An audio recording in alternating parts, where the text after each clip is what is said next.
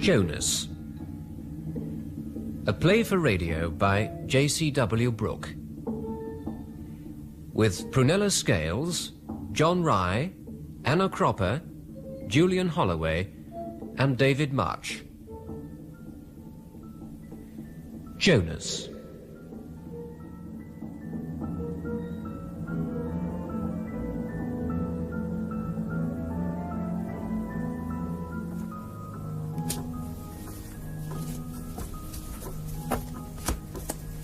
Thanks, and the rest are mine. I get a rough and discard on that diamond. Thanks, Pat. Call the remaining trumps, make the ace-king of spades and rough up. 4 hearts, bid and make. Well done, darling. Game and rubber. If you don't need that diamond, he must lose a spade. I know that now, darling, but I didn't then. Well, you could have worked it out. You knew I hadn't a doubleton because I didn't Peter. I make that the round thousand. I must have had 3. And with the 3 in dummy, the 5 in your hand, he can't have had more than 2. I thought you might be short and could over-trump. How many times have I told you I always Peter with a doubleton? I'm sorry, darling. I forgive you. Oh, what's the damage? 30p. That's right. Who's some more coffee, darling? Please. Hugo? Thanks. Pat? Please, do you want a hand? Oh, no, it's okay. Won't take a minute. It's already percolated. Shouldn't take long. You stay here. Well, good rubber. For you, yeah. You had a couple of game calls. And each time you opened that suit, that destroyed our tempo. And you were holding all the trumps when we were in 4 spades. Well, that's luck. There's no such thing as luck. It's all chance. Same thing. Not at all. If you took all the hands I've ever held, I wouldn't mind betting they'd even out at a flat 10 points each with a square distribution.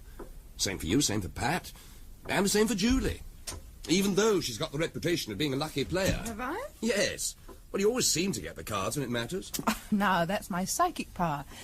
I sometimes know that things will work. I knew, for instance, that we'd make 4 hearts on the last hand. Not against best defence. It looked right, it felt right. And by golly, it was right. Yeah, only against bad defence. Hugo, I've said I'm sorry. Well, I believe in luck. Personally, for straightforward rubber bridge, I prefer to partner a lucky player, a lucky bad player, than an unlucky good one. Any fool can make a cast-iron contract, but only lucky fools keeps picking them up. Well, I don't believe in luck. I don't believe any of those fancy things that go bump in the night. Ghouls, poltergeists, ghosts, luck, God. Careful, Hugo. Your atheistic streak is showing again. Well, sure you don't believe in God, Max. Max will believe in anything to get an argument going, won't you, darling? Well, I must admit that I can usually see both sides of a question. Yeah, we used to call him, what was it? Max the... What was it, darling? Sorry? What was it we used to call Max at school because he'd always argue on both sides at once? Max the... Trimmer. What's his name who taught us history? Fothergill? Oh, yes, him. He called Max the Trimmer. That's right. After the Earl of Shaftesbury, I think, during the Wars of the Roses. Or was it the Civil War? Anyway, he always came down on the weaker side to trim things up again. Max used to do that during debates. So I did. What a good memory you've got. Oh, God, it must be all of 14 years.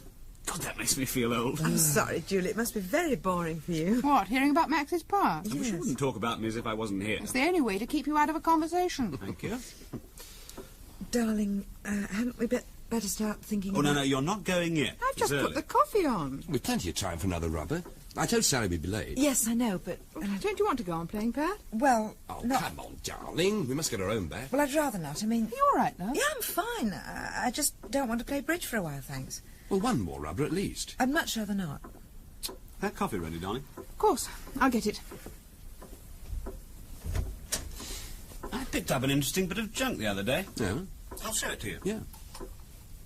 Careful. Where are you off to? To get the, you know, what I picked up yesterday. Oh, that.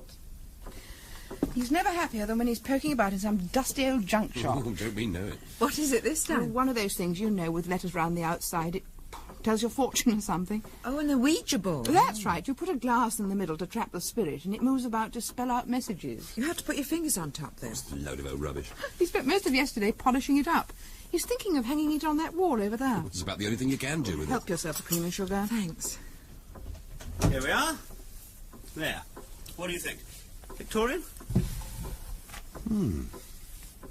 Well, you're the expert. Have you looked it up? Well, I've tried to, but there's nothing remotely like it in any of the books. No. They all say it was an Edwardian craze, but this looks much older. It's really beautiful. Was there a glass with it? For trapping the spirit? No. It's interesting woods it's made of. What's this? Oak? Mahogany, I think, and the other letters are ebony, I'm almost sure. The base seems to be sandalwood. What's that stain there? Do you expect? I don't know. It's sunk deep there, under the polish. This round the edge, it's not familiar. It should be Upas. What? I mean, to hold the spirit, it should be Upas. It's poisonous. At college, we used to talk about things like this. We'd made one with letters on bits of paper, you know. One of the girls got quite interested, read books about it. Well, that's how I know it should be Upas to be a proper one. OK, I'll certainly find out. I was thinking of hanging it on the wall over there. Sort of conversation piece. We could tell people that at the dead of night we receive messages from above. Well, it's better than wife swapping. Speak for yourself. Thank you. Any time. Why don't you suggest we use it? What? Oh, come on, darling. You know you've been dying to see if anything would happen. He's been just like a kid with a new toy. Is it that obvious? Well, anyway, how about it? Should we give it a go? Oh, you're joking. Well, you never know. Might be fun. What about you, Pat? No, she's tired. She doesn't want to. No, I don't mind. But nothing ever happened at college. Ah, now that's because you didn't have the right gear. But with this board, who knows? Come on, Hugo. Say you'll give it half an hour just to see what happens. I'd much rather have another rubber. You can record, darling. Write down what it says. Well, you don't want to bother with this, do you, Judy? I'll get no peace if we don't. Ever since yesterday, he's been dying to see if it works. Too right I have. Well, you never know. It might give us the winner of the National or something. Well, things like this intrigue me. I suppose it's the old fascination of having a chance of a glimpse into the future. Anyway, let's take a vote and abide by the majority. All those in favour of giving my Ouija board a go, lift your hands. Yes, let's have a go. And all those against can record.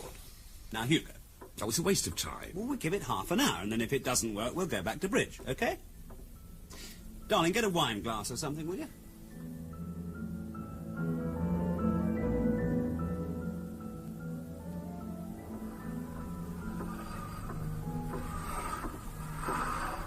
What's it said so far?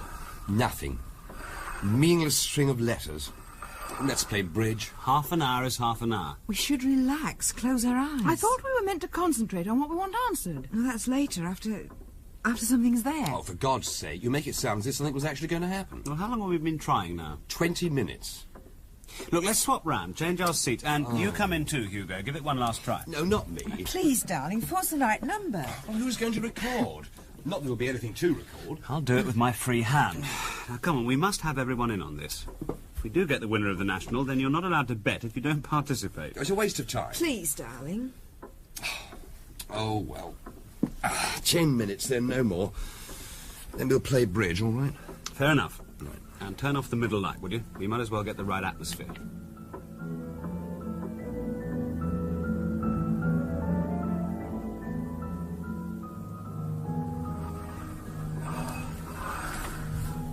Anything yet? Nothing that makes sense. And there won't be. We're wasting time. 5 minutes more. Try asking it something. That might get it going. It's going. It's just not making any sense. I'm going to see what happens. That's stupid. I feel embarrassed at addressing the empty air. Pretend you're on television. Oh, very funny. Is anyone there? It's moving more positively. What does it say? I-A-M. I am. Oh, someone's mucking about. Not me. Not me. Ask something quick before it goes. What do I ask it? I don't know. It's nothing. You ask something, Pat. Don't be stupid. We've waited half an hour. The least we can do is ask it something. Go on, Pat. Who are you? M-E... Obvious when you think about it. In more ways than one. Hugo, quiet. What is your name?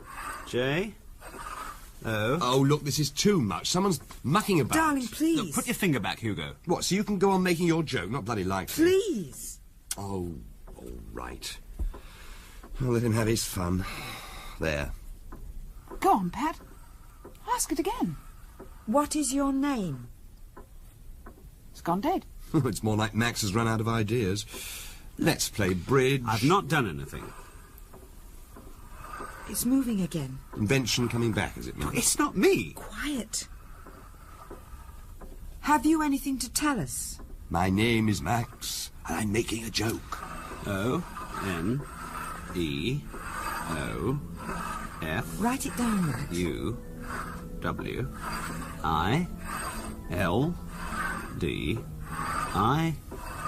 E T H I S W E K. It's gone dead. What did it say? Did it say something? Let me see. The trouble is there's no indication when one word stops and the next begins. On E F W. No, that's not right. Here, let me see. Here you are. Switch on the light, darling. Of course. The coffee's got cold. Anyone want another cup? Have you worked it out, darling? Yes. I've worked it out. If you ask me, it's in bloody bad taste, Max. I did nothing. What did it say? You know damn well. Well, what does it say? It'll upset Pat. It's the sort of thing that does. Come on, I did nothing. What does it say? Darling, what is it? Just a joke in bad taste, nothing more. Well, tell us. Nothing. Please. All right. And then I think Max should own up it was all a joke. Not a particularly funny one, either. I own up to nothing. What does it say? Well, look for yourself, as if you didn't know. One of you? Yes, you. The letter U, meaning Y-O-U. Ah, a spirit that knows shorthand. I wonder if his name's Pitman. Oh, come on, darling. Read out the rest. One of you will? Bad spelling. One of you will No, you're right. It is in bad taste. But I didn't do it. Well, who else could it have been? Oh, for God's sake, what does it say? Here, see for yourself. One of you will die this week. Oh, no. Look, it's all right, darling. It was only a joke. A joke? Who would play a joke like that? Darling, it's all right. Look, own up, Max, for God's sake. But I think you should apologise, darling. I think you should apologise for playing such a stupid joke. Oh. Yeah, all right, I can see it backfired. I'm sorry, Pat. It just seemed funny at the time. Yes, well, you might have known it upset I just her. didn't think, that's all. Well, you were all sitting round waiting for something to happen, and my Ouija board didn't seem to be helping, so I thought, why not? A judicious shove here and there, and bingo, a message. I just said the very first thing that came into my head. Look, I'm very sorry if it upset you, Pat. It's all right. Very sorry. But I was so annoyed at Hugo scoffing at my nice Ouija board, so I thought I'd show him. There, darling, you see? It's just the sort of stupid thing he would do. Now, you all right now? Yes, thank you. It was a bit of a shock, that's all. A bit of a shock. Of course. It really was you fooling, wasn't it, Max? Yes, it really was me fooling, and I'm very sorry. Yeah, and so you should be. Anyway, the half hour's up, nothing happened. So, what about another rubber?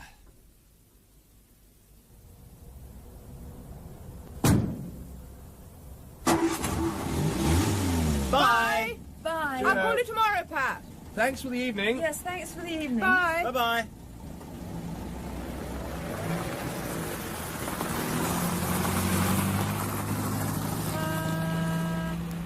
And thank you, darling, Me? for one little white lie.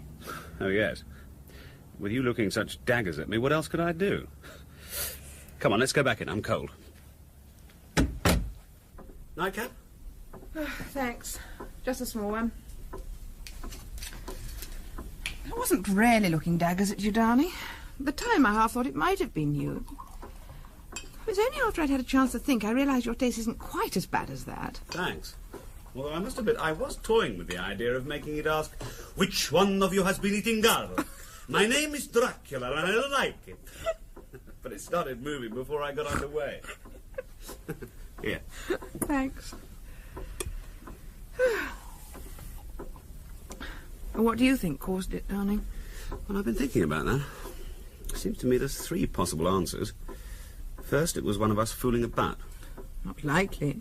Wasn't you. I didn't. I don't think Hugo has the imagination. Don't underestimate him, darling. You think it might have been him? No, he's too fond of Pat. But he's not such a plodder of a thinker as you might suggest. All right, say it wasn't him for whatever reason. It couldn't have been Pat. Well, why do you say that? Oh, you saw her. She was the only one of us getting really involved. I don't think it would have occurred to her to... Cheat? Exactly. She would have thought it would have been dishonest. All right. So it wasn't Pat, Hugo, you, or me, which disposes of my first explanation. Secondly, it could have been random. On the principle of the Million Monkeys and the works of Shakespeare. Well, given time. No, I don't think so. No, it answered the questions. It was too neat. And it was trying to spell a name when Hugo took his hand off the glass. J.O. John, I suppose. Well, it's common enough. Anyway, if it wasn't random, That brings us to my third reason. Don't tell me I know. It's what all this has been leading up to. Why we're both worried. Your third reason is that it was genuine, that we trapped a spirit. And that the spirit warned us that one of us only has a week to live. We'll die this week. Might mean tomorrow. Oh, lucky it's Sunday. It gives us a few days' grace. Don't joke about it, darling. Well, how else are we going to look at it? We'll never know. Even if one of us does pop off, we'll never know if it was anything more than a coincidence. Unless, of course... What? Well, there could be another reason. One much more in keeping with modern thought. Well, go on. Well, as you know, I'm no psychiatrist. But suppose one of us was guiding that glass subconsciously, spelling out a message, a wish even. A wish? Oh, why not? Let's stretch our minds a little. Let's suppose one of us wants to murder. What? No, hear me out. It's only pure hypothesis after all. Suppose I was having an affair with Angela. Your secretary? Well, she's an attractive girl. In fact, I really quite fancy her, as I think I've mentioned before. Several times. Jealous is showing, darling. Anyway, supposing this affair was more than just an affair, it was a lifelong passion. I want, more than anything else in the world, to live with her. What, leave me? Oh, no. No, I'd need to get rid of you, of course. So I plan to murder you next Oh, weekend. thanks very much. But at the same time, a residue of guilt remains in my mind. Well, murder's a bit of a mean way to say thanks for 7 years of reasonably happy marriage. Reasonably All happy? right. Perfectly happy. I'm not arguing. The point being that I think it's a pity to bump you off, so I give you a warning, subconsciously, anonymously. I tell you to watch out, but in such a manner that it's unlikely you'll believe it. And even if you did, you wouldn't know it was from me. That way I assuage my guilt somewhat, and at the same time you won't be on the lookout for the untraceable poison I'm going to shove in your coffee. Charming. But it started to spell out a name, J.O., not M.A. Have you forgotten, Inspector, that my full name is Jonathan Maxwell Brown? Oh. Now, given the basic premise, darling, even what I'm saying now fits in. I tell you the truth, assuaging my guilt still further, but wrap it up in such a manner that you're not going to believe a word I've been saying.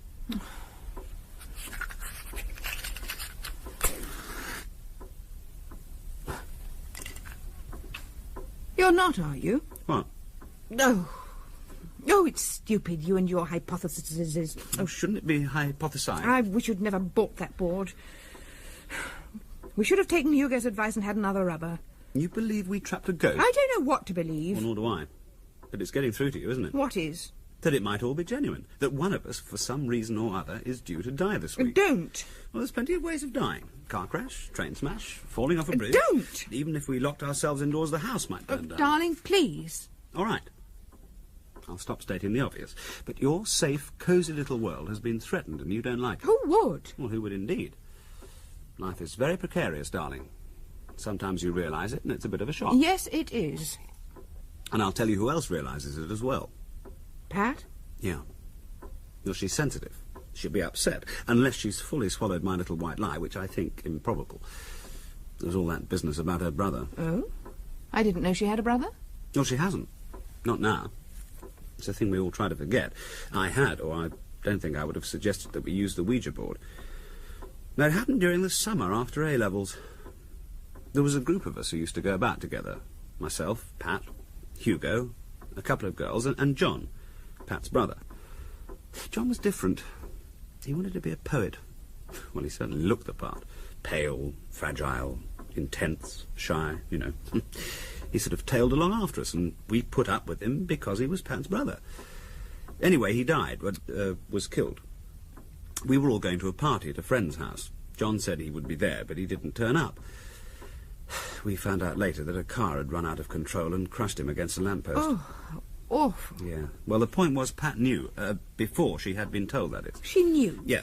Quite early in the evening, when we were dancing, she suddenly screamed, clasped her chest, went white and collapsed to the floor. I was with her at the time. And so was Hugo. We didn't know what it was. Some sort of fit, we thought. But when she came round, all she could say was John. Poor John. Nothing else. We wanted to take her home, but she wouldn't go. So we put her to bed. No, Hugo stayed with her. There was always a tacit understanding between them. We didn't find out what had happened until the next morning. Poor Pat. Yeah. Well, she went to college, but She had a nervous breakdown in her first term. She wasn't cut out for teaching anyhow. She was too highly strung. Most of the rest of us were at university or college. Not Hugo, though. He had to take over the business when his father died. They married before Easter.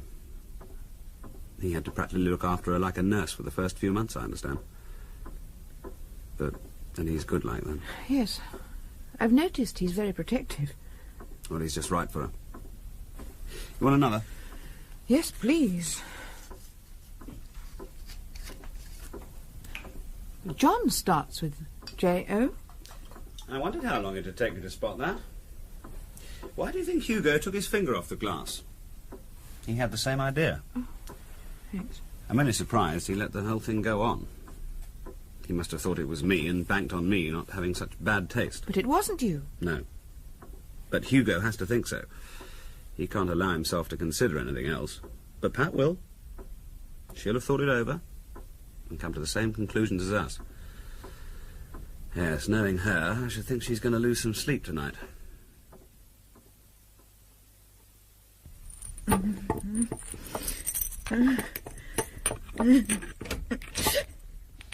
Oh, sorry, I didn't mean to startle you. It's all right. I'm looking for those sleeping pills. Oh, but you haven't needed them for years. You go back to bed, darling. I'll be all right. If I can't find them, I'll make myself a drink and read a book or something. I'll be all right. It's that stupid joke Max played, isn't it? No. I just feel restless, that's all. Too much coffee, you see. You know I never sleep well after too much coffee. It's the caffeine, you see. The caffeine keeps me awake. Look, you go back to bed, darling. You go back to bed. I'll be all right. Oh, it was only a joke, darling. He admitted it. I know it was a stupid thing to do, but, well, he admitted it. You come back to bed. I'll be all right. And you come here, love. Come here. Oh, darling. You're freezing. J.O., it might have been John. It might not have been a joke. It might have been John. You silly girl. It was Max fooling. But it might not have been. Now, lovey, listen. It was Max, that's all. Max playing a stupid joke. John is dead, but... Yes, and it's all in the past, a long time ago. Max must have forgotten. He must have done. But... No buts. Now listen. Put all those stupid ideas out of your head and get back into bed. Switch on the blanket and get warm. I'll find your pills and make a cup of cocoa and bring it up to you, okay? Okay? I'm sorry, darling, I know, lovey, I know. But don't worry. Everything's all right. Now, you get back into bed. Now, go on. Off you go. Go on. I don't want to stand about here all night, even if you do, young woman. Okay. Thanks, darling. Well, the best thanks you can give me is to stop these silly thoughts in that silly little head of yours. I'll try. Good. Now, off you go to bed. She couldn't get off to sleep last night. I had to find those sleeping pills for her. Max, I'm very angry about that stupid joke. You could have put it back 10 years. What the hell do you think you were playing at? Look, I really... Look, for God's sake, man. You, of all people, should know what she could be like about such things. Is this why you phoned me at work? To meet you here so you could give me a carpeting? Well, of course it was. If you'd seen her last night, groping about in the dark... Hugo! Crying... Look, I didn't bloody do it. Nor did Julie. Of course you did it. You said yourself you did it. Only because I realised how upset Pat would get if I didn't. Yeah, but you said... No, you listen. I'm not a stupid man. I hadn't been drinking last night. I didn't play that stupid joke, if it was a joke. What do you mean, if it was a joke? Of course it was a joke. Have you thought of the alternatives? There aren't any alternatives. Glasses don't go round spelling out messages unless someone's fooling about. Look, I know you're trying to protect Pat, but... sandwiches, yes. Are you? There you are, love. Right, who's next? Look, let's get another drink, get some food inside us, and then go through this thing rationally, shall we?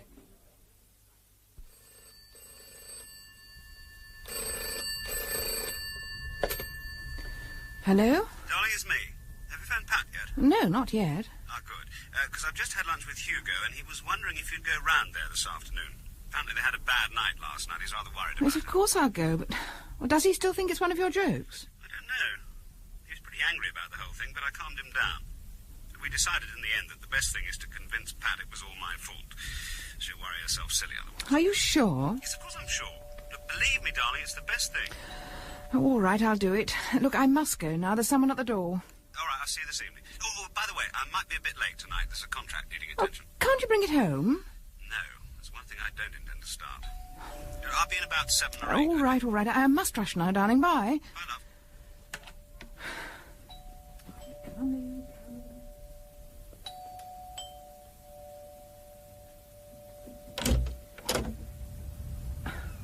Yes? Mrs. Brown, Yes?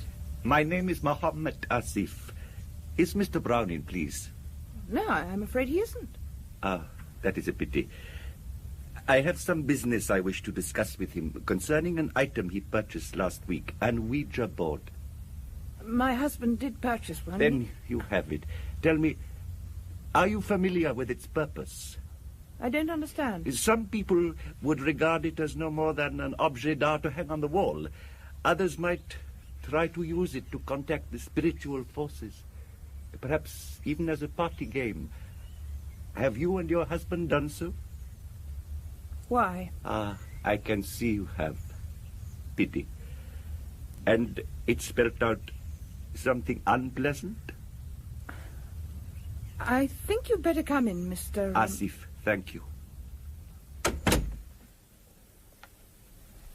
In here, this way. Thank you. My card. Muhammad Asif, mystic and fortune teller. I will explain. But first, may I see the board? It's here. It has been a long time. It is very beautiful. Yes. We were going to hang it on the wall over there. I see. Mrs. Brown, my information is that your husband paid £10 for it. I will give you 50. £50? I will also give him or you £50 if you burn it. That is why I must have it. It must be destroyed. I have the money here. I don't understand. No, allow me to explain. May I sit down? Oh, yes, of Thank course, you. yes. It is a long tale. As you may have gathered, I know that board of old. It was made by my father's grandfather. Oh, dear. Excuse me a moment. Of course.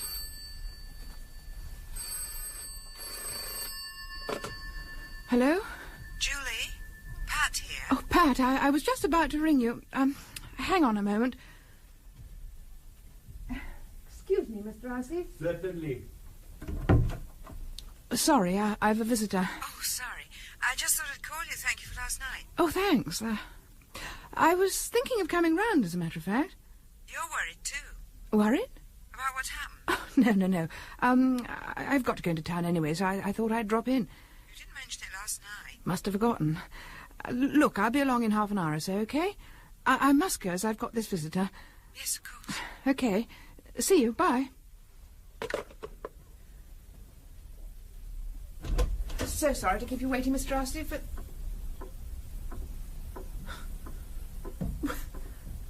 Where on earth has he got to? What on earth? When I got back, he'd gone. He'd taken the board with him and left £50. Hugo, what am I going to do? I'm worried. Have you told Max?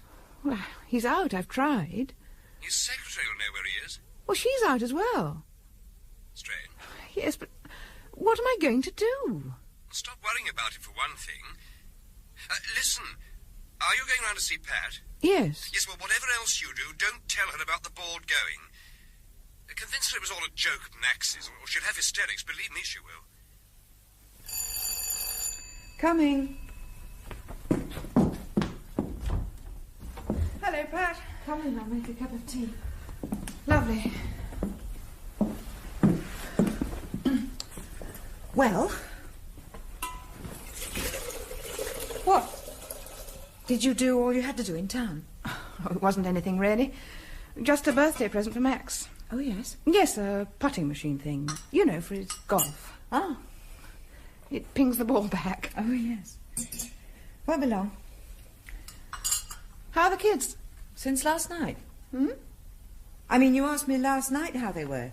They haven't changed since then. Oh. They're fine. Oh, good. Look, Hugo asked you to come here, didn't he? He phoned you up and asked you to come here to make sure I'm all right. You haven't been to the shops. You haven't had time to go to the shops. Hugo got you to come here, didn't he? Well, he was worried about He you. enjoys it. I don't... He enjoys worrying about me. He likes to think of me being helpless. He likes to think I can't cope. He likes feeling noble and self-sacrificing and... He's always trying to protect me, smooth things over. He's concerned about you. Yes, I know. I should be grateful, I know. But sometimes I feel smothered. I feel smothered now. I know Max played no joke. I've known Max all my life, almost. I know he couldn't have played a joke like that, not after John. Did he tell you about my brother John? Did he tell you about him? Yes. What he didn't tell you was... What I don't expect he told you was, I mean... What did he tell you about that time? That when your brother... No, not about John. John's dead. But what did he tell you about that time, about the three of us? Max, Hugo and me. What did he tell you about us? Nothing, really. Just that there was always a tacit understanding between you and Hugo. Never noticed me. It was always Max. Max? Max was the one I was with. Max, not Hugo. What? Max was the first boy I ever kissed. First boy I had real dreams about. The first boy ever. It was always Max, never Hugo. Hugo never noticed me. I was strong, you see, independent. Didn't need him to lean on. I needed no one until John died. Then I needed Max, but Hugo came. Stayed with me all night. Hugo, not Max. Max hates dependence. You must have noticed. He hates illness. He treats people at face value. Hugo needs to be a knight. Hugo got to me. Married me when I was down, when I needed someone. He married me. Max went away and met you at university. I came back and married Hugo. Oh, don't think I'm not grateful. God knows what I'd have done without him. But he's only happy when I'm dependent. When I've been pregnant. When I've had flu. When I've been depressed. When I've had to lean on him. Last night I leant on him and he was happy. Put me to bed, brought me a drink. Treated me like an invalid, a sick child, me.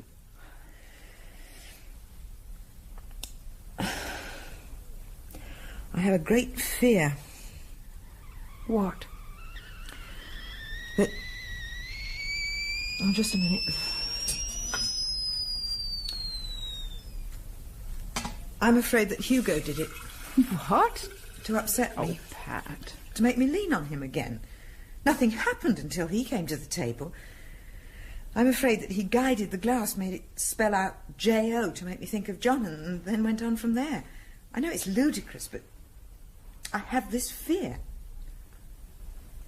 Well, the only other possibility is that it was all genuine, and that frightens me more, much, much more. Max, look, don't say it was a joke of Max's, please. I shall pretend to Hugo that I think it was a joke, but don't you tell me that, please. I've come to trust you, Julie. At first I was jealous, and you had Max. But now I've come to trust you. Thank you. Max didn't do it. I know. I knew all along. Do you want sugar? No, thanks, I'm dieting. He thought it was for the best. On your prompting. Methought he did protest too much. Hmm? Well, Max always overdoes telling a lie. Goes on for too long. He tries to make it so convincing you're unconvinced, and you begin to wonder. Or he might even tell you the truth and make you think he's telling a lie. Do you know his secretary? I don't think so. What's her name? Angela Thompson, I think. No, not by name, anyway. Why? Oh, just changing the subject.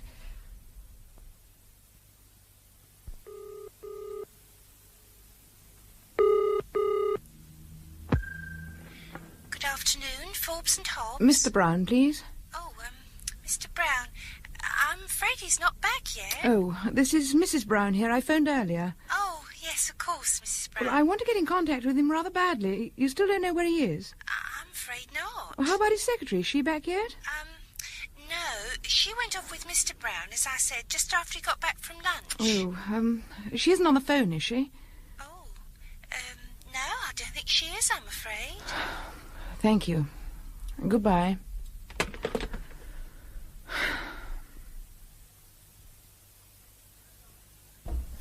I'm home, darling. Sorry to be so late. I'll get your supper. Good, I'm famished. How's Pat? Pretty worried. Sit down, I'll get it. Thanks. Were you with her long? went and picked up Jane from school. Andrew was away on a day trip. Here. Thanks. Oh, you've eaten? Yes? Hey, this looks good. It's a bit dried, I'm afraid. Well, I said I'd be late. Not this late. Well, I'm sorry, love, but you know how it is. Did you stay at the office? No. I had to go to St Albans. Angela wasn't feeling too well. Flu, if you ask me. So I ran her home and went on. You never mentioned St Albans on the phone? Well, it blew up just after I'd phoned you. One of those canny Scotsmen who demand the personal touch. Pathological about being diddled by us Sassenachs. Did you? Well, far from it. I think he diddled me. Still, it's all business. I tried to phone you, as a matter of fact. Did they tell you where I was? No. Said they didn't know. Oh, don't tell me. Sally. Sally? Yeah. A new girl on the switchboard and reception. Completely hopeless. Why Hobbs ever hired her is beyond me. Unless he's knocking her off, of course. Which, looking at his wife, is quite likely. What did you want to speak to me about? About... No, wait, first, I must apologise. What for? This isn't that bad. No, not about the food. After what you said last night... Well, we've all been on edge, and... Well, I've been sitting here thinking that you and Angela were... Having it off? Oh, I'm surprised at you, darling. Mind you, it would have been much more enjoyable than sitting half the afternoon and a good part of the evening on a very hard chair. And he didn't even offer me a cup of tea, or a drop of the hard stuff. I'm sure Angela would have run to coffee, at least. Yes, well, I'm sorry. I'm surprised you didn't come at me with the rolling pin. I know. I knew it was nothing really, but after what happened, and then again this afternoon... So I'm not with you. Pat, do you mean? Partly, but... Well, do you remember when you phoned me, I mentioned there was someone at the door? Well, it was an Indian called Mohammed Asif. Hmm? He asked for you, and then about the board. Well, he traced you from a junk shop. Well, I let him in, showed him the board, and he offered me £50 for it. £50? Yes. He said it had to be burnt. Well, he was telling me why when Pat phoned, and I went to answer it, and when I came back in, he was gone, with the board. He left these. Good God. Did you run out and try to catch him? Yes, but he'd gone. Most odd. What did you do then? I tried to contact you, of course, but you'd gone, so I phoned Hugo. I had to tell someone. Well, what did he say? Well, he was mainly concerned I didn't tell Pat. Did you? No. Good. No, I don't think it would have helped. This, Mohammed... Asif. He didn't say where he was from. No, he was only here for a couple of minutes. And in that time, he convinced you he knew about the board? Yes, well, I got the impression that... What? That it's not the first time it's spelled out something... Unpleasant was the word he used. And you say he wanted to burn the board? Yes. He was about to tell me why when Pat rang.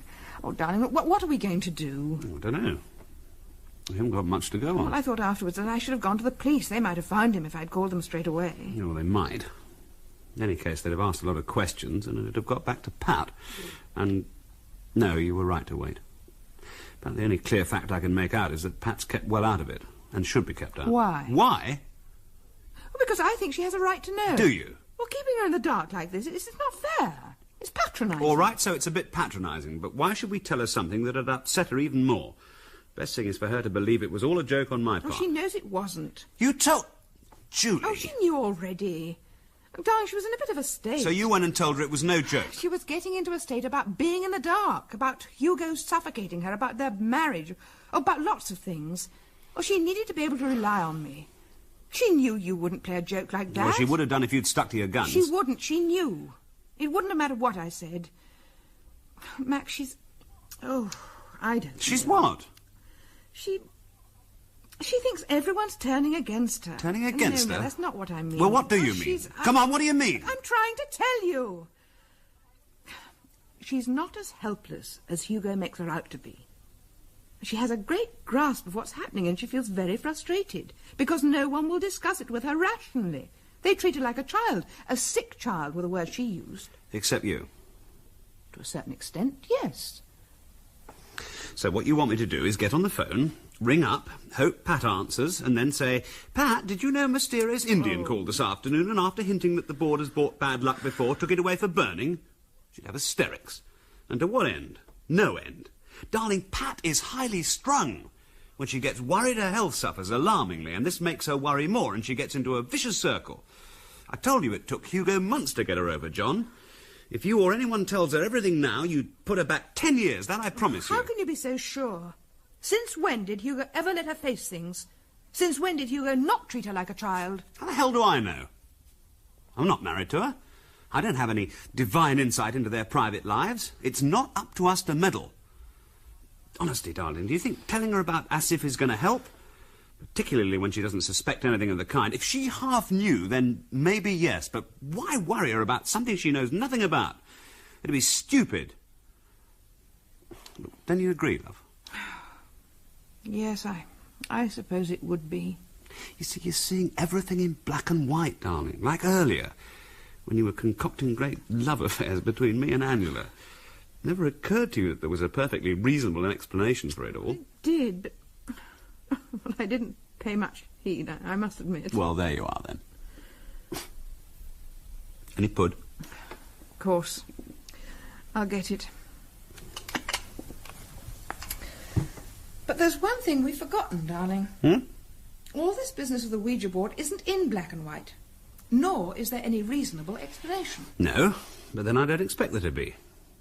Look, in a couple of weeks' time, when we're still all alive and Mr. Asif hasn't mysteriously reappeared and we spent the 50 quid, we'll still be wondering what the hell it was all about. Yes, I suppose so. There's no suppose about it. Now, come on, where's me pud?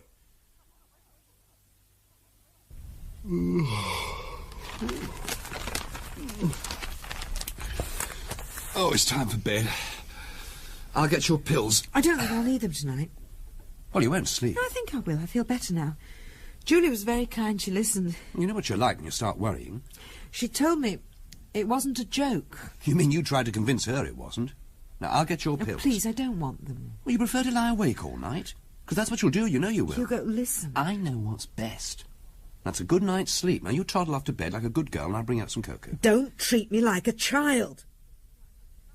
I'm sorry, I didn't mean to. But honestly, darling, you know perfectly well that you'll need a pill tonight. We usually have cocoa, don't we? I don't want a pill. Well, now you're being childish.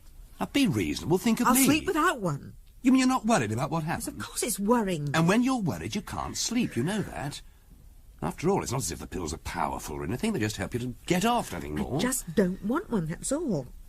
Not now, not right now. I want to see if I can get off without one, without a pill. I want to try. Darling, you're working yourself up into a state already. You're highly strung. Only because you insist on treating me as highly strung. If you treated me as normal, then I wouldn't get like this. Oh, darling. No, please, no. I'm sorry, love. I know half of what I say isn't true, but I need to feel that something is left in my hands, something I can control, some decision I can make on my own. You're overwrought, that's all. Tired. You need a good night's rest. Things will be better in the morning. Darling, can't you understand? I don't want to be treated like a child. I don't want to be smothered. Well, I'm not smothering you, lovey. Trying to help. I know, love, I know. Look, I tell you what. Now, why don't you have a bath? And I'll do your pack. You haven't done that for a long time, have you? Now, look, I'm not going to have any more arguments, not one. Now, you leave everything to me. I'll make some cocoa, bring it up, and... well, we'll see about the pill. I don't want I'll one. put them by the bed with a glass of water. If you're still tossing and turning at midnight, I'll hold your nose and push one down your throat, eh? Now, you go up and run your bath and put in some bath salts. And I'll join you later. Okay? Okay. Yes, all right, darling. Better for you. Thanks. Oh, eat up, love. It's past 8. Anything interesting? Cheery? It's from Muhammad Asif. Our mysterious Indian? Yes, look. Very sorry to have taken the law into my own hands. Believe me, I know what's best. Seems I've heard that one before. The Ouija board is now burnt. I know that this will have made you curious. I'm willing to explain. Will you please telephone me and we can arrange a meeting? Yours sincerely, Mohammed Asif. Bayswater. He comes from Bayswater. Can't get much more prosaic than that. Well, do you think I should phone him? Too right I do. You remember those loose ends we discussed last night? Well, our Mr. Asif, mystic and fortune-teller, is going to tie them up for us. Certainly you phone him. What, now? No. Give him a chance to have some breakfast. Phone him about 9 or so, and then give me a ring. I just called Asif, darling. Good. What did he say? He wants to hold a séance. A séance? Yes. With all of us, you, me, Hugo and Pat. What on earth for? He didn't say, just said it was important. He said he'd explain everything there. Oh, yes. Oh, that's something at least. When? This evening. This evening? Short notice. Look, listen, are you doing anything for lunch? Nothing planned. Why? Well, look, come down to the Grapes about 1, and I'll get Hugo there as well. We can talk it over. But I can tell you his reaction right now. A séance? Ask her to Bayswater and have a séance with this Asif? Well, you can go if you like. I'm not, and nor's Pat. What did I tell you? But, Hugo, don't you think we ought to go? Why? Quite apart from it upsetting Pat, I'm not going to give up a whole evening while some quack sets us up as patsies. No, he didn't look like a quack. Well, of course he didn't. A good con man never looks like a con He man. never mentioned money. He doesn't have to, yet. Oh, look. The whole thing's so obvious, I'm surprised you didn't see through it, Max. It's a classic case of creating a need before selling the product. 2 days ago, you'd never heard of Mr. Asif. You'd have laughed at the idea of going to Bayswater for a séance. But now, you're off there this evening. And you're trying to get Pat and me to come along as well. You're being taken for a ride. You're implying that Asif has arranged all this? Yes, in a way. You've walked right into his trap. Trap? Well, I'll tell you how he does it. He places the ouija board in a junk shop. He waits until it's sold, gives the new owners a few days to polish it up and try using it, and then comes knocking at the door. Well, I expect it varies as to what happens next. He'd have to play it by ear. But he creates a great interest in himself and his profession. And from that to suggesting a séance at his place is but a short step. And along you go, to be subjected to a show calculated to make you want more. But more will cost money. And you'll start paying. And paying through the nose. But, Hugo, he can't train a ouija board to give a bad prediction. But he doesn't have to. If you'd said, no, nothing happened, we tried it out, then he'd say, thank Allah for that. Burn it, Mrs. Brown. Burn it before it's too late. I'm sorry, Hugo, but what you say doesn't hold water. You imply he runs it as a business. No business can pay £50 per new customer. 4 new customers if all goes well. Well, even so. I don't know if you know this, but Pat's father left her a bit. Well, not much, but tidy nest egg. And it wouldn't take long to find out about that and about John. If we go there tonight, I'll lay you even money. The first person he contacts is John. And if he does that, Pat will be caught hook, line and sinker. He goes through her money like a dose of salts. It's Pat he's after, not us. You two go if you like, but she stays out of it and that's final. What's final, darling? Pat! What on earth? I didn't mean to listen. You must have seen her there, Oh, Julie. yes, I did. You said nothing. Nothing. Sit down, Pat. I'll get you a drink. Thank you. Well, what are you doing here? I mean... I rang your office. They said you were here, so along I came. I was in town, just had my hair done. Oh, what would you like? Dry sherry, please. No, I'll get it. How about a sandwich or something? No, thanks. Everyone else okay? Yes. Won't be long. Well, what do you want to see me about? Sorry? When you rang, what do you want to see me about? Oh, well, as I was here getting my hair done, I thought we might meet for lunch or something. But we are, aren't we?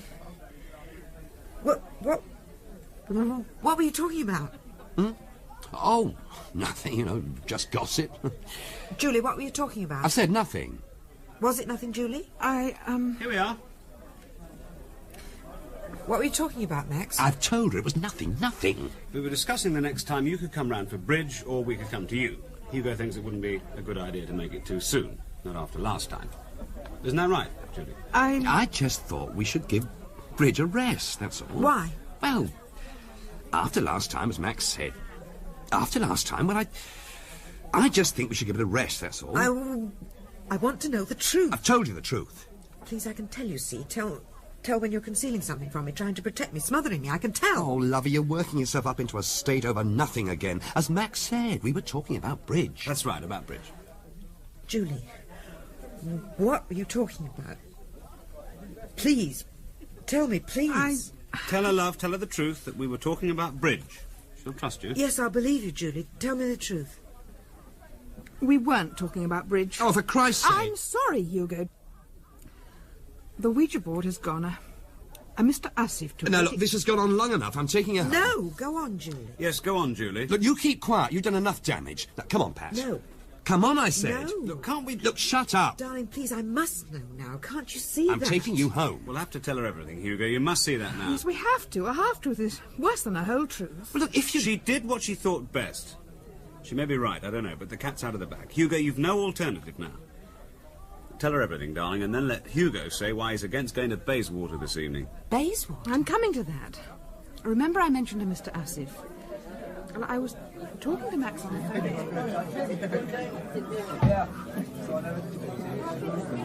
This can be the whole story.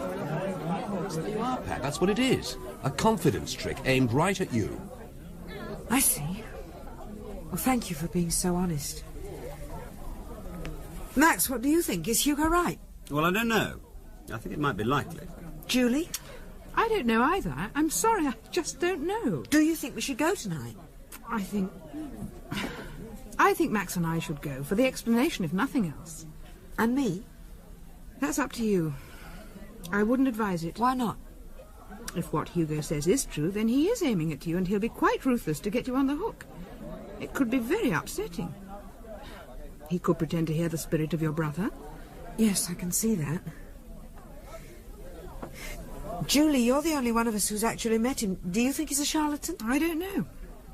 He seemed very plausible, but then he would, wouldn't he? Look, the best thing is for Julie and me to go along and see what he says. There's no need for you two to get involved. We'll report back, and then we can all make up our minds. Yeah. And we can stay in the background, stay out of it. No, I think we must go, all of us, this evening. No, darling, I'm sorry, but it's out of the question. We have to go, can't you see that? We have to go because he might be genuine, might be trying to help. The prediction... Oh, that was just someone fooling about. We know that it wasn't. We all know that. We're threatened, darling, and this man might be trying to help. I know you might be right and that it could be very unpleasant for me, but I'll be all right, you see? I'm quite calm, and now that I know what you all know, I'm quite calm. I think we better take your car, Max, it's bigger. We're not taking anybody's car. Max and Judah can go if they like, but not us. We're staying at home. You stay if you want to, darling, but I'm going. No. Yes! Well, we haven't the babysitter. Sally will be glad to. She might be going out. Then I'll get someone else. What time did you say we'd be there, Julie? I said I'd phone him back. Right. Max, how long will it take to get there? Half an hour, 3/4. Well, if you tell him we'll be along about 8, Julie, and then you pick us up about 7, we'll have plenty of time. Can you make it back by 7, darling? Well, I might have to work late tonight. Well, that's up to you. I'll get a sit around just before 7. You'll phone me if you can't make it, won't you? Yes. Good. Well, that's settled then. Completely settled. You will come, won't you, darling? You won't leave me. No. Of course I won't. Thank you. But I still say you'll be upsetting yourself to no good purpose. And if I get one indication that this Asif is a charlatan, so help me, I'll strangle him.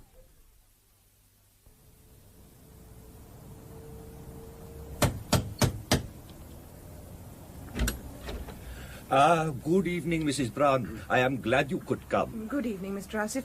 This is my husband. Mr. Brown. Mr. Asif? Mrs. Stevens. Mrs. Stevens. Good evening. And Mr. Stevens. Mr. Stevens. Thank you all for coming at such short notice. Would you like to leave your coats here and come through? Thank you. Does all right for himself, if you ask me. Look, go easy, won't you, until we know what it's all about. I know what it's all about, all right.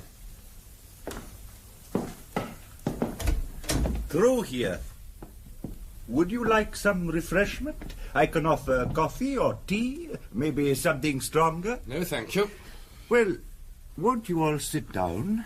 Thank you. Thank you. That's right. And you sit here? Good. Thank you. Now, I have much to explain, and we have a lot to do. Hold a séance, you mean? You do not believe in, for want of a better word, the supernatural, Mr. Stevens? No, I don't. Mrs. Stevens? I don't know. I think so, but I'm not sure. Mr. Brown? Well, I'm very dubious. And Mrs. Brown, I would say you were not sure either. No, I am not. It's always the same. Very few say they believe, a number scoff, and a majority are undecided. But no matter, no matter. All I require is an open mind this evening. I bet you do. Darling. Or if not an open mind, at least a willingness to listen. Look, about the Ouija board. Yes, I took it, stole it, if you like, because it had to be destroyed. It has now been burnt. Why? Because it is cursed, Mrs. Brown. Let me explain. I am an Indian. My family come from near Calcutta. For many, many generations, at least one male member has been gifted with psychic power, second sight, if you like, an ability to contact and learn from the spirit world. You must understand that words are not really adequate for describing this process and the forces involved. They must be experienced to be understood.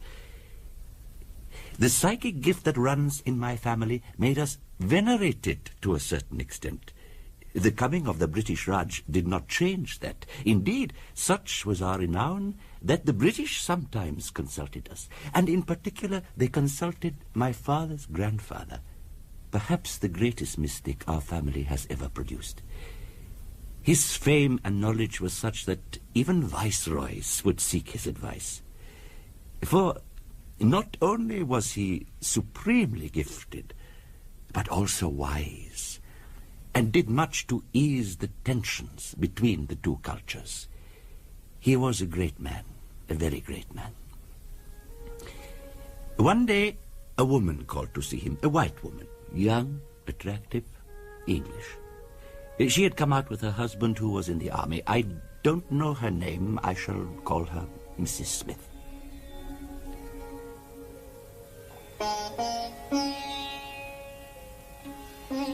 Sit down, Mrs. Smith, please. Thank you. You are worried. Yes. And frightened. You did right to come to me. Whom have you lost? My brother. I cannot believe that he is really gone. He died of malaria last month. And You need him? yes, badly. I need to feel that I can... I need his comfort. I will try for you, but it will be difficult. Malaria saps the spirit, and it may be too early yet to contact him, but I will try. He tried, but without success. Mrs. Smith, however, would not give up. One day, for they had grown close, she told him why. I adored Jonas, my brother. He was wild and reckless, loved horses. He was the finest horseman in the regiment. He introduced me to my husband. They were in the same regiment. But when they were posted out here, I followed more to be with my brother than my husband. My husband is not kind. He is cruel, jealous, violent. While Jonas lived, my husband was checked, but now I need Jonas to give me strength. I need him badly. I understand. You must reach Jonas for me. You must. If it's a question of money. No, no. It is more how to reach him. We have to push through the barrier that separates your brother from us. We have tried the normal methods. Now we must try something stronger, more potent. I will build an ouija board and dedicate it to Jonas. It will be useless for any other spirit. I will build it of the finest woods and with the greatest skill I have. Then he should come. And so my father's grandfather built the board. Just a moment. Did you say the brother's name was Jonas? Yes. J.O. We asked who was there, and the board spelt out J.O. It would have gone on. That would have been Jonas. What? After 100 years or more? Get away. The board was dedicated to him. And for other reasons that will become apparent, it could not have been anyone else but him. I thought it might have been John. John? My brother. He was killed 10 years ago. Pat, Mrs. Stevens knew before she was told, that is. You did? You seem surprised. I am, but now is not the time to say why. Things must be explained in their proper order. I was telling you of the Ouija board. How your great-grandfather, in a flash of inspiration, built it. It took several weeks. A board like that cannot be made without, how shall I put it, without love, without a concentration of thought, without reverence. Also, the woods were not always easy to obtain. For the letters he used mahogany and ebony from Africa. The base was of polished sandalwood, and the rim... Upas? Yes, upas. One of the most poisonous woods in the world, found only in Java. And the lettering was in English, so that this Jonas could read them, I suppose. You may scoff, but the spirit, when free, knows little more than when it is within our bodies. It can glimpse the future, perhaps, but otherwise it is much the same. Please, go on. Yes, of course, I am sorry. He completed the board, and with it tried to contact her dead brother. He succeeded, and Mrs. Smith was comforted. But not for long. Her husband had grown suspicious of her visits to the native quarter, and set spies.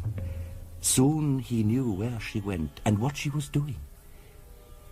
He was a violent and jealous man. One evening he followed her to my great-grandfather's house, burst in when they were in contact with Jonas, and killed them both. He shot my forebear through the head and his wife through the heart. She fell across the board, breaking the glass they were using and staining the sandalwood with her blood. The stains remained. You may have noticed them under the polish. What happened next? There was an inquiry, of course, but her husband claimed that Mrs. Smith and my father's grandfather had been lovers, and was acquitted. We believe that he paid his spy handsomely to say what he wanted him to say. But the important thing, as far as we are concerned, was that in breaking the glass, Mrs. Smith had trapped Jonas's spirit in the board, bound there by the upas round the edge and the blood on top. Why didn't you slip out of the bottom? Darling, please. Oh, come off it, love. You don't believe any of this rubbish, do you? Allow me. Human blood is very symbolic. A sister's blood, even more so. Jonas was unable to depart, and in his imprisonment he took on the poisonous aspects of the upas. I'm sorry, I don't understand. An Ouija board is something like a gilded cage. The upas forms the bars, the sandalwood, sweet-smelling, gentle, kind, the gilding.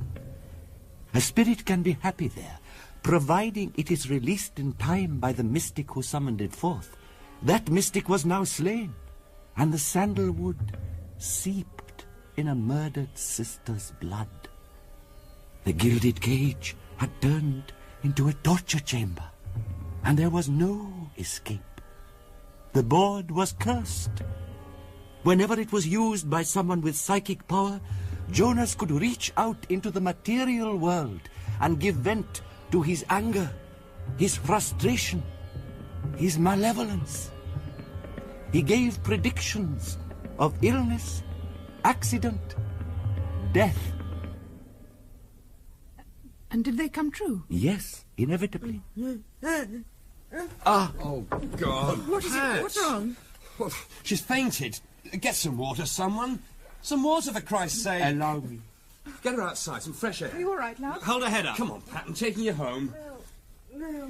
Here, What's that? brandy. Give it to me. Here, Pat, sip this. Make you feel better. Come on, love. When she's better, I'm going to put her in the car, and then I'm going to come back and wring your blasted neck. Hugo, control yourself. Control myself?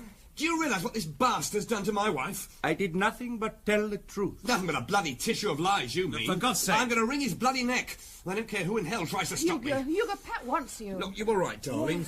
I'm taking you out to the car. Can you walk? All right, I'll carry you. Now, put your arms around my neck. No, darling, no, I'm not leaving. Yes, you are. Get her out to the car, Julie, and stay there. You too, Max. Not me. It's not your wife he's got at. Not your wife, it's Calm mine. down, Hugo. Calm down, for God's sake. Do you remember 10 years ago? Well, look at her now. All right, darling, don't do anything. Please, It'd please. serve no purpose if you went for him now. You'd only upset her more. You sure you're all right? Yes, darling, I'm okay. It was just a shock, that's all. I've been a bit tense. bit tense. Anyway, we're going right now. One moment. Out of my way. You go. Please, darling, please. There are still some things that have to be explained. They will perhaps help your wife. Certainly they should not upset her more. Go on. First, I must apologize. I did not realize, Mrs. Stevens, that you could be so affected. And you call yourself a mystic? I could have known had I been concentrating on her. But I was far more interested in you, Mr. Stevens. Oh, well, of course you bloody well were. I was the one you had to win over. The others were already half convinced before they came. No, it was not for that reason. I was interested because you are like me, gifted. You also have psychic power, Mr. Stevens, and of a very high order. Well, that's ridiculous. No. It is very often those that have the power, but do not realize it, who scoff the loudest. They are frightened of what they sense inside themselves, and try to mask this fear by derision. Oh, for God's sake. No, it's not me. I'm not... No. But, John, my brother, I knew... You were close to him. Very close. Then it was probably a last desperate appeal from him to you. Because you received it, it does not mean that your power is anything out of the ordinary. Your husband, however, is on a different plane altogether. Am I? Then how come I didn't pick up any of his final outbursts? I was no more than 3 yards away from her at the time. A matter of direction, of concentration. But you might well have received some of it and been unaware. Tell me, were you married at the time? No, but... A matter of attraction. Would you say your husband paid you more attention after your brother's death than before? Yes, but In fact, would you not say that your relationship really started at that point? Yes, it did. He would have been attracted to you because your psychic power was temporarily heightened. He would not have been able to help himself. There were other reasons. It was... Oh, for God's sake, this is too much. I am sorry. I may have stumbled on an exposed nerve. But I assure you this was inadvertent on my part. Mr. S., if there are several questions I would like answered. Some points are not clear. I would be glad to help. But first, please, won't you all sit down? Darling, sit down, please. Are you sure you're all right? Yes, really, I'm okay. Sit down, please. Very well. Now, Mr. Brown. Well, first, you say a spirit knows no more after death than before. Apart from an ability to glimpse the future. Well, then how can a malignant spirit, such as you say was in the board, make predictions come true? I don't know. There are many things we do not know. But I should say that as the spirit grows in hate or is changed by peculiar circumstances, then it eventually reaches the stage when it is powerful enough to reach out and touch the material world. Also, the longer a spirit is in contact with our world, the stronger it gets. Jonas has been in continuous contact now for over 100 years through the board. The prediction he gave for us? Will it come true? I am not sure. I hope not. I hope that by burning the board, I have released him, and thus reduced his power, or made him benign. It is to establish this a séance must be held. Séance. Bloody séance. Mr. Stevens, I know this is difficult for you. Difficult? It's bloody impossible. Can't you see what he's doing? He's nudging us into a position of acceptance of him and his powers. Before you know where you are, money will be mentioned and the hat will be passed round. So that is what you are afraid of, that I am a shyster. Mr. Stevens, my great-grandfather made that board, and it has brought you 4 people great worry and placed you under a threat. It is my responsibility to help. I do not want and I do not need your money. Yet. Well, that's another thing I can't understand. How did we get hold of the Ouija board? Yes. If it's so precious and dangerous, how come it ended up in a junk shop? A mistake. I was born and brought up in India and followed my calling there under my father. He told me of the Ouija board and made me a promise never to use it except in revenge. The spirit could be controlled by an adept. I have never been certain enough of my powers to attempt this. When my father died, I came here, and the board came with me. I've been here 20 years now. All that time, it remained in my box room, half forgotten. 2 weeks ago, my daughter asked me if she could clear out the box room, as a friend was joining her from university. I said yes. It was only later that I remembered the board and started to trace it. It took 8 days, days of great worry. When I saw it again, polished and clean and deadly, I knew it had to be destroyed. I took it, came here, wrote the letter to you, and then burnt the board in that fireplace. I built a pyre and ritualistically burnt it. It will be, I hope, enough. But now we must hold a séance and find out if I succeeded. Well, why hold a séance? Why not just go into a trance and ask the empty air? You are the one who called him forth, Mr. Stevens. You are the one to do that. If you were skilled enough, you could talk to him at this moment. But as you are not, we must link minds.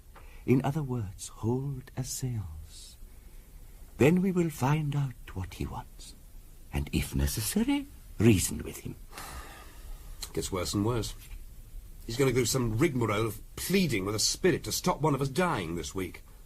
Well, can't you see he's a phony? All that rubbish about him forgetting the ball was there and his daughter clearing it away and selling it. Where is this daughter? Have you a daughter? Can't we see her? She is now back at university. Oh, how very convenient. The reason she came down was her mother's death. My wife died a fortnight ago, Mr. Stevens. I am still in mourning. I am used to having my calling derided, but do not count on my good humor for much longer. I am sincerely trying to help.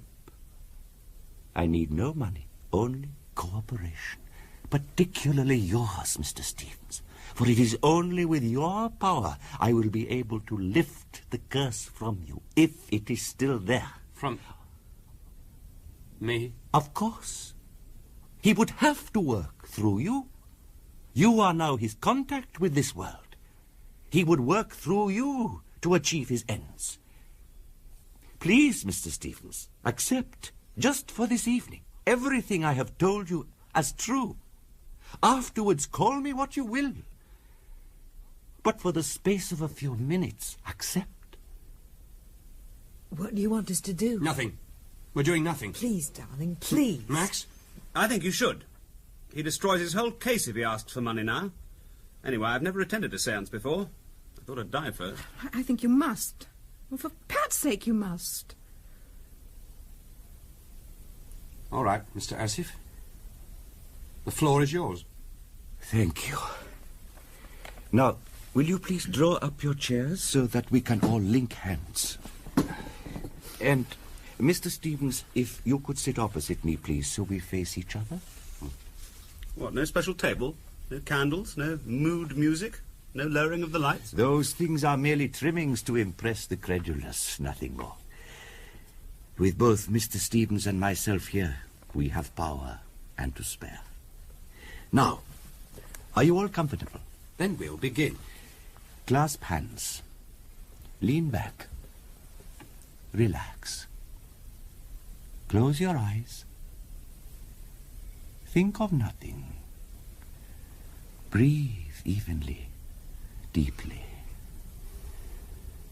Think of nothing but my voice.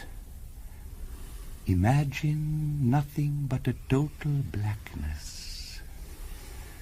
See nothing but a total blackness. Feel nothing but a total blackness.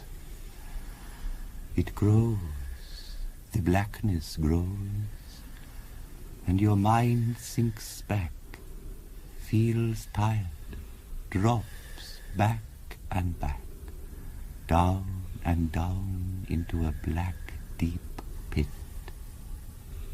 And you relax, back and back, farther and farther. Mr. Stevens, do not resist. Sink back with us. back, further and further, and let Jonas in.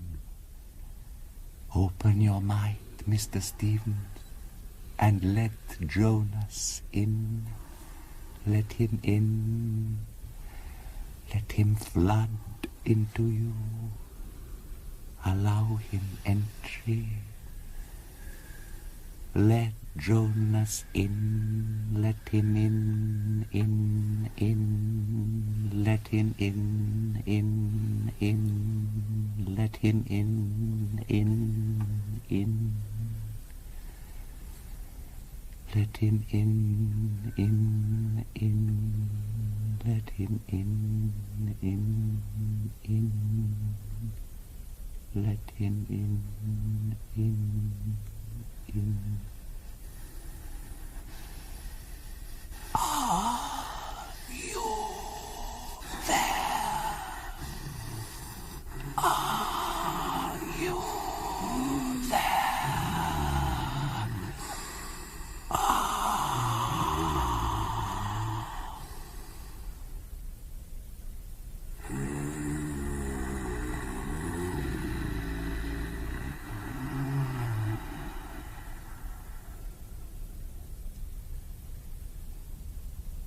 Yes. I am here. Jonas? Yes.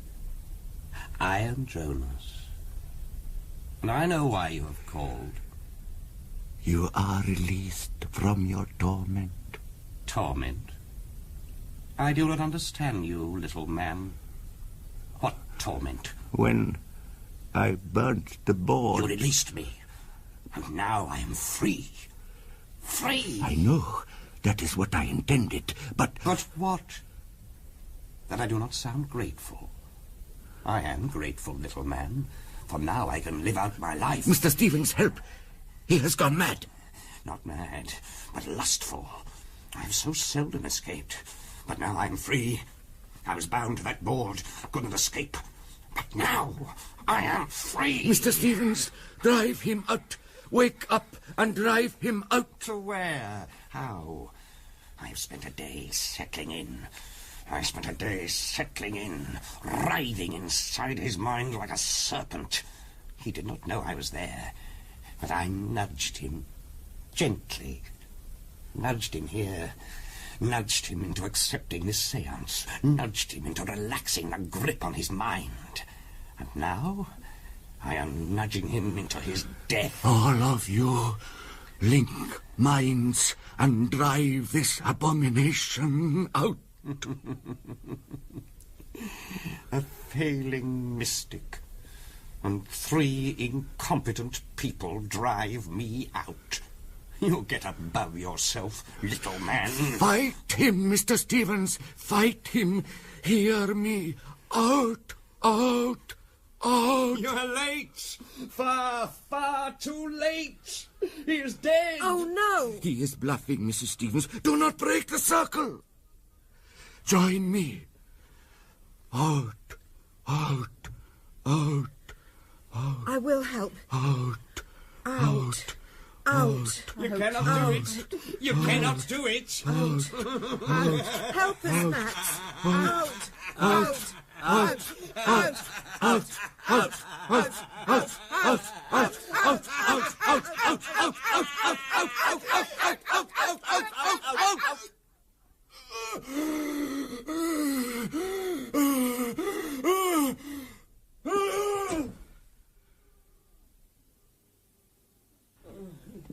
Dear darling, drink this. There you are, love. What happened? You fainted. It would have been surprising had you done otherwise. Jonas tried to take you over. Take me over. He had gone mad. Oh, it was horrible. I should have guessed, perhaps. But when I burnt the board, I released him as I intended. But he did not become grateful. He took the chance to try and take you over. He already had access to your mind But he needed you to voluntarily ease your grip, and I should never have insisted on a séance. If you hadn't driven him out... Tell me, what can you remember? Well, nothing really. I was thinking it was all a bit stupid. Us sitting in a circle holding hands with you trying to hypnotize us or something. Then I remember thinking, oh, what the hell, and trying to relax my mind, and... well, it was easy, almost too easy. I remember nothing more. Except a kind of growing excitement and pressure and yelling and crying and... nothing. What happened? We drove him out. Or rather, you drove him out. He had forced you right back. Was laughing about it. Terrifying, wasn't it, darling? Yes, it was. I thought maybe he had won. But then you recoiled and forced him out. Well, where to? I am not sure. It is possible he no longer exists. If he does exist, then... Could he take Mr. Stevens over again? No. He was only susceptible because he had the power, but was unaware of it. Now he will be ever on his guard. Even if he doesn't believe, even if he explains away the whole thing as some sort of chicanery on my part, as he probably will, his mind will remember, set up defenses. The curse has been lifted from you. I thank you. I can now retire with an easy mind. You're retired? Yes, I have felt for some time now that my power was waning, and this confirmed it. Also... Go on. Your husband is safe, and so are you, all of you. But if Jonas still exists, then he might turn his attention to me. I don't wish to give him an entry by practicing my calling again. As you have seen, the mind is very vulnerable when in a trance. You would be well advised never to attend another séance, Mr. Stevens. Don't worry. I've no intention of doing so. None at all.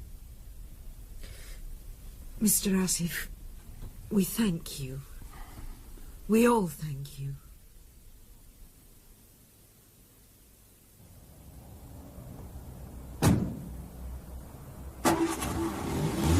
Bye. Bye.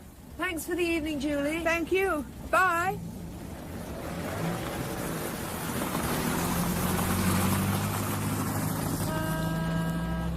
Well, quite a successful evening.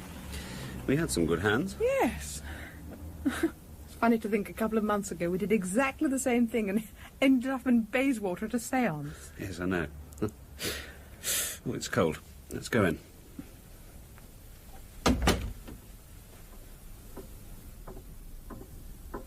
Nightcap? Oh, just a small one. Pat looks fine. I thought she looked a bit tired. A bit tired, yes, but otherwise fine. Yes. Here. Thanks. Was strange, wasn't it? I'll say. My trouble is that I can't stop my mind wondering, speculating. Even after all this time, I still come up with new angles. Such as?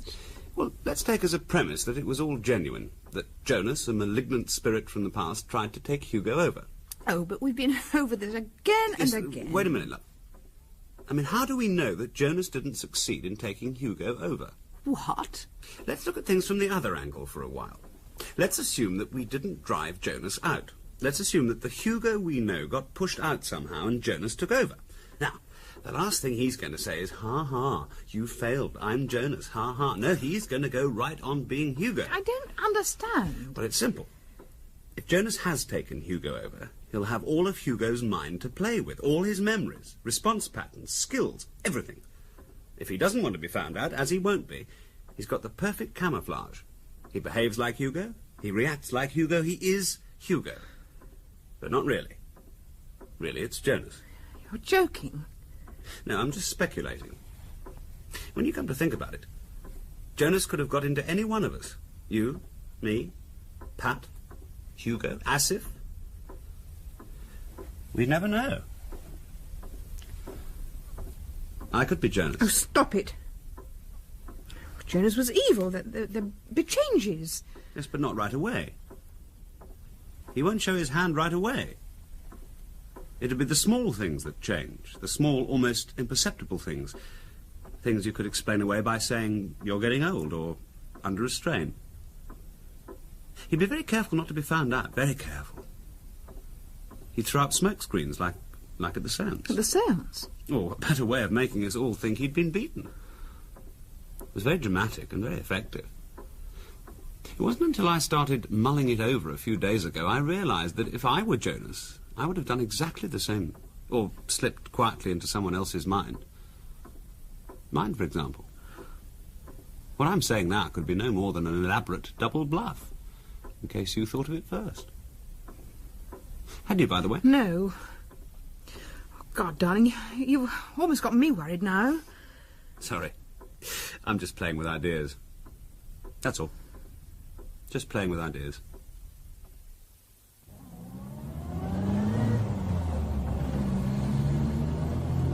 Pleasant evening. Yeah.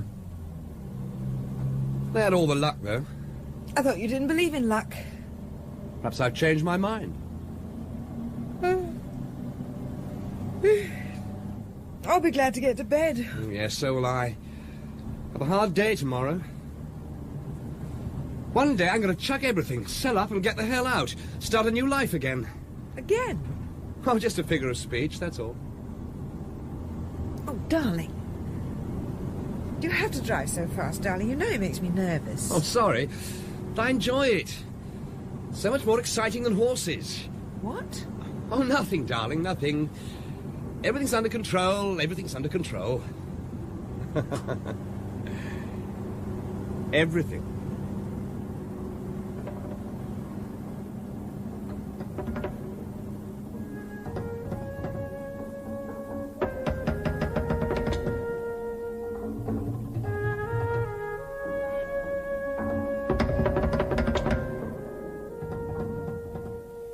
Jonas was written for radio by J.C.W. Brook. Prunella Scales and John Rye were Pat and Hugo Stevens. Anna Cropper and Julian Holloway were Julie and Max Brown. And David March was Mohammed Asif. Carol Boyd played the telephonist. The play was produced by Ian Cottrell.